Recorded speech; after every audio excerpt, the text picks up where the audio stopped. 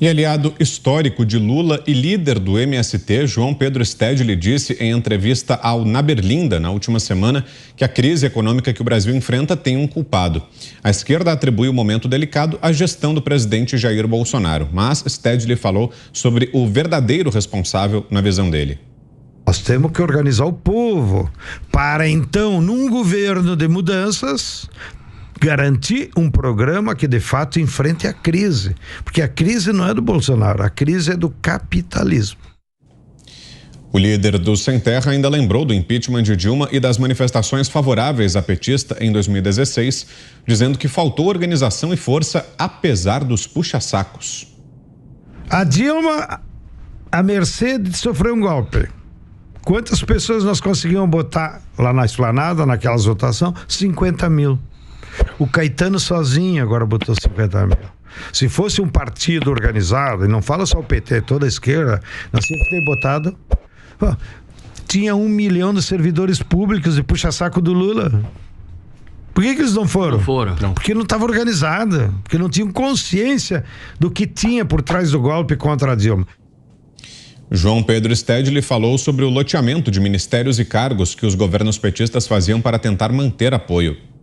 No governo Lula e Dilma, o governo Lula e Dilma combatia o latifúndio predador, mas conciliava agronegócio e agricultura familiar.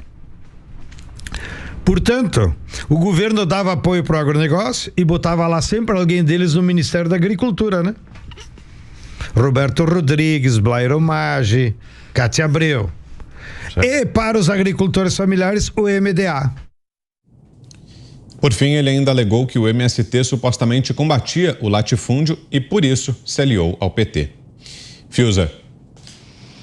É um momento folclórico naftalino, né? Isso aí não dá para levar a sério, né? Isso é uma página mofada de algum livro que está cheio de traça, cheio de clichês.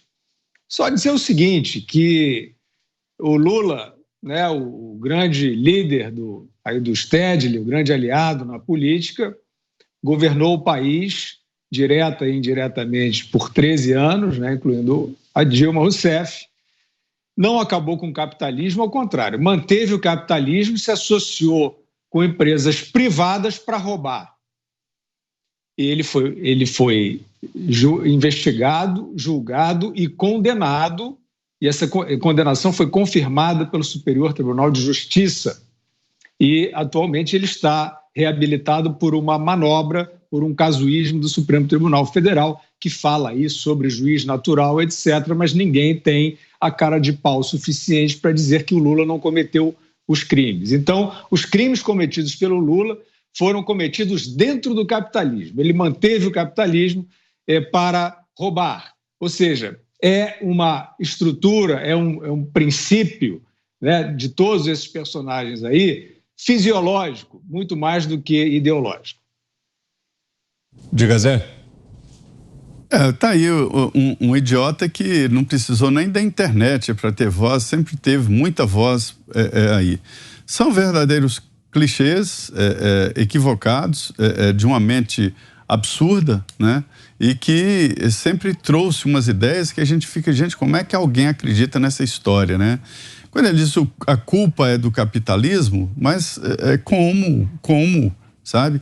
Se o trabalhador depende do sistema capitalista. Eu costumo dizer que o sindicato forte é onde existe uma economia forte. E o sindicato forte é o que representa os trabalhadores e não obrigado a representar como antigamente aquele imposto sindical obrigatório.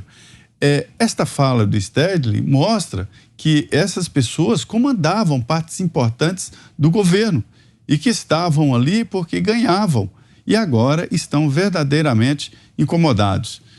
O presidente Jair Bolsonaro foi o presidente da República que mais fez reforma agrária no Brasil. Ele distribuiu títulos, ele distribuiu documentos. Qual é o objetivo da reforma agrária? O objetivo final? Distribuir documentos, títulos. E o presidente Jair Bolsonaro fez. Então, não dá para levar a sério uma conversa doida, como se estivesse falando de coisas lunáticas e de coisas que não existem, como mula sem cabeça, saci pererê, que todo mundo fala, mas todo mundo sabe que não existe. Ana.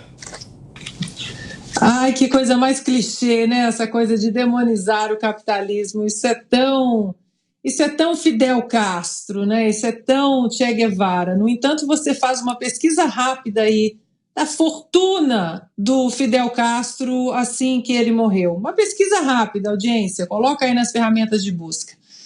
A fortuna, Fidel Castro, e tá lá. Fala aí o Stedley, né, o braço aí direito de do ex-presidiário dentro de um movimento de terrorismo doméstico, o ex-presidiário que anda aí para baixo e para cima com um relógio de R$100 mil no pulso, né, no punho. Esse é o capitalismo malvadão, né? Eles mamam aí, aproveitam de todas as benesses do capitalismo e ficam tentando colocar o socialismo na vida das pessoas. Eles precisam entender, aliás, eles entendem muito bem, viu, Vitor, que o Estado não produz riqueza. Eles sabem muito bem disso. O Estado produz riqueza quando eles estão no poder.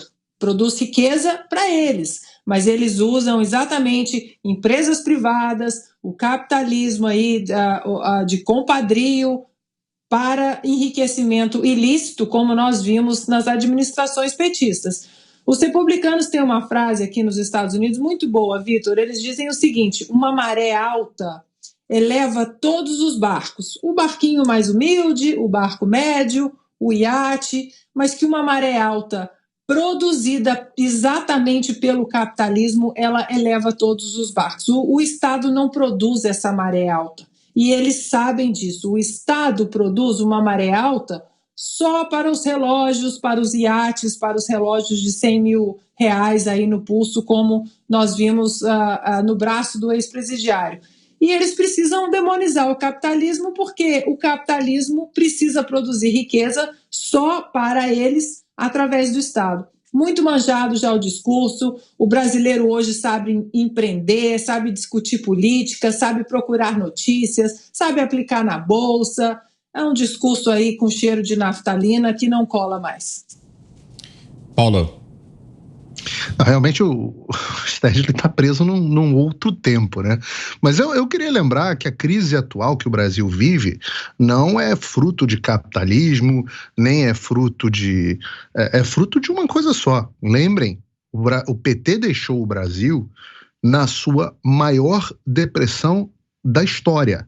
Quando Dilma Rousseff saiu do poder, foi removida do poder por pedaladas fiscais, por fraudar as contas públicas no Brasil, ela deixou o Brasil na sua maior crise econômica da história. Desde que o país começou a existir, a Dilma Rousseff e o PT conseguiu deixar o Brasil no seu pior momento econômico da história. Foi nesse cenário que, logo em seguida, o presidente Bolsonaro assumiu. Quando assumiu, o que nós pegamos? Pegamos a maior pandemia dos nossos tempos, né? Dos tempos modernos, desde a gripe espanhola, né? O Brasil e o mundo inteiro sofreram, exceto a China, todo mundo sofreu uma queda no seu PIB muito grande. Promovida por quem? Pelo vírus chinês, é claro, uma parte pela epidemia, mas muito mais grave pelas políticas do fique em casa da esquerda que o senhor Stedley tanto apoia. Então, não é uma crise do Bolsonaro, é uma crise que tem origem no PT e depois no vírus chinês e nas políticas do fique em casa. Agora, e o capitalismo? Onde é que entra o capitalismo nessa história? Eu sempre gosto de fazer uma perspectiva sobre o capitalismo, né? Então, se você tem uma entidade aqui nos Estados Unidos, se chama The Heritage Foundation, é um think tank, é uma entidade que faz pesquisas, e eles publicam todos os anos um índice de liberdade econômica. E aí os países capitalistas são aqueles que nos quais há mais liberdade econômica. E aí você pegar aqui rapidamente os 10 países que estão na lista dos mais livres e, portanto, mais capitalistas, você pegaria, vou pegar aqui, Singapura, Suíça, Irlanda, Nova Zelândia, Luxemburgo, Taiwan, Estônia, Holanda, Finlândia e Dinamarca. Esses são os 10 primeiros. Agora, vamos pegar os 10 menos livres de cima para baixo? Vamos lá. Haiti, Argentina, Camarões, Moçambique, Serra Leoa, Angola, Quênia, Bangladesh. E sabe onde é que está o Brasil? Tem mais gente aqui. Tem Coreia do Norte, Venezuela, Cuba, Sudão, Zimbábue, Zurumbi, Eritreia, Irã, Bolívia. Esses são os países que estão no final da lista. Compara os que estavam no topo da lista, que são os mais capitalistas, com os que estão no fundão da lista. O Brasil, dos 177 países que eles analisam, o Brasil está na 133ª. Ou seja, nós temos tudo no Brasil, menos capitalismo. Comparem quem são os mais ricos e comparem quem são os mais pobres. Os mais pobres, todos adotam, em maior ou menor grau, o modelo que defende o senhor Stedley. Então, o capitalismo, ele tem sim os seus ciclos, ele tem as suas crises. A diferença do capitalismo para o modelo que o senhor Stedley defende é que no socialismo há uma constância, a pobreza.